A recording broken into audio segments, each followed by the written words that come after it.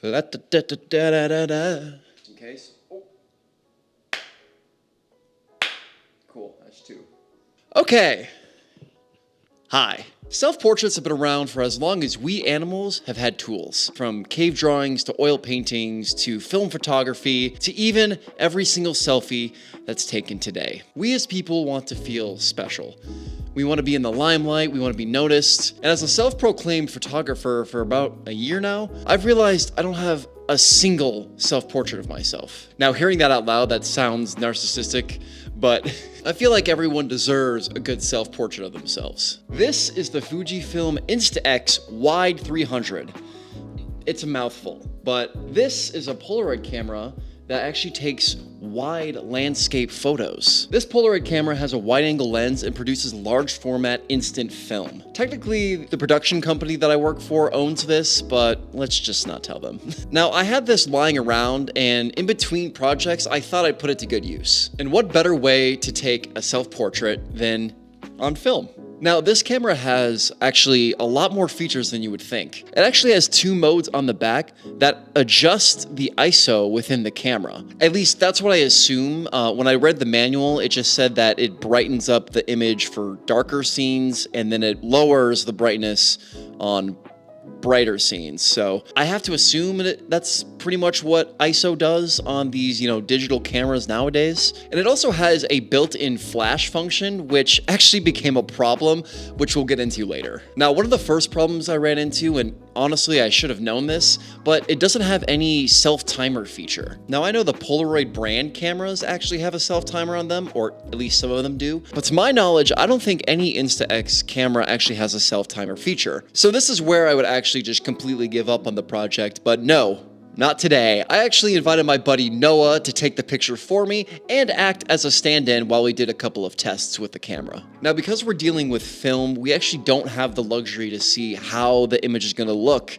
on a digital screen. Plus, I don't have a light meter, and this camera has very limited camera settings, so we had to do a lot of testing. Now, the second problem we encountered was that flash I was talking about. Now, for whatever reason, even when I would disengage the flash, it wouldn't turn off. There was already a tremendous amount of natural light coming in from the windows, so I had no need for an external flash or a built-in flash. My simple fix to this was literally to get some black painter's tape and cover the flash. I probably ended up using too much tape, but I wanted to make sure that no light was getting through and adding to the scene. Another thing I noticed about this camera is its hidden long exposure feature, which I had no idea about, and I don't even think the manual said anything about it, but I realized that the longer you hold the actual shutter button, that's how long you're exposing your film. Now, I'm new to film photography and Polaroids in general, so maybe you can just do that with every camera, and I'm just an idiot, But with the sun setting and the lighting conditions constantly changing, it was hard to gauge just how long I needed to expose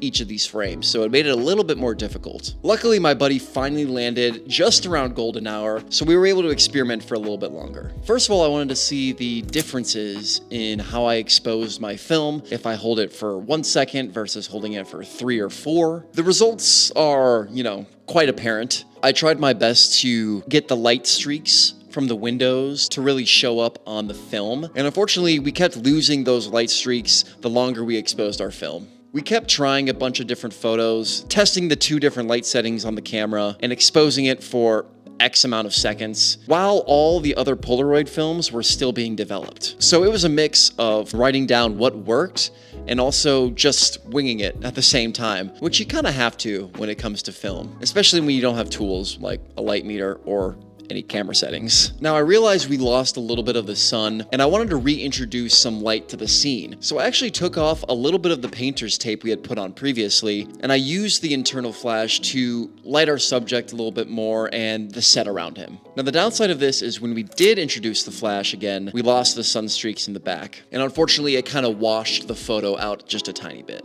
And this is a side note. This is more for my personal journey of becoming a director and communicating with talent. But as we were finding finding some poses, I find myself getting better and better at communicating with talent and making them feel very comfortable in front of the camera. I do my best to have conversations with them, replicate their body posture, and make them feel as comfortable and safe as possible in an environment that is as foreign as this. Having conversations with them and having fun with your talent and having just a good time at collaborating, showing them the poses yourself, and also asking talent what feels natural to a scene. I found these tips to be very helpful, especially when you're working with new talent. Now, as we got closer and closer to the final few shots, I think we dialed in as much as we possibly could in this scenario with the limited camera settings we had and the limited sunlight we had left. But finally, it was time to shoot my self-portrait with some help.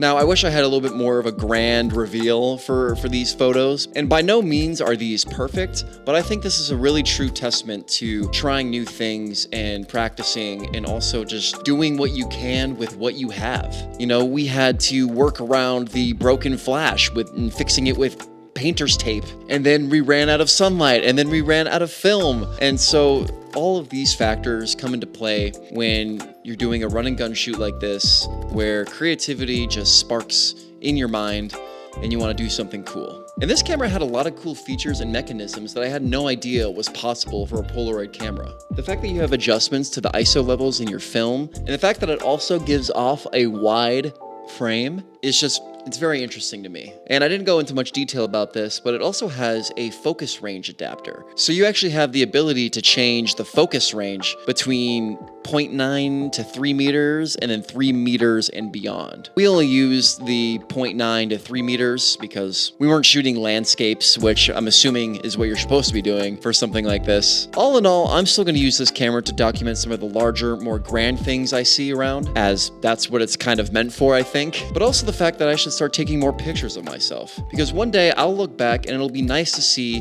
where I was and how far I've grown. Anyways, thanks for watching me do this little experiment at home. Big shout out to my buddy Noah for helping me with this. I hope you have a good one, and go take a picture of yourself because you're awesome. I don't know what else to do. Goodbye.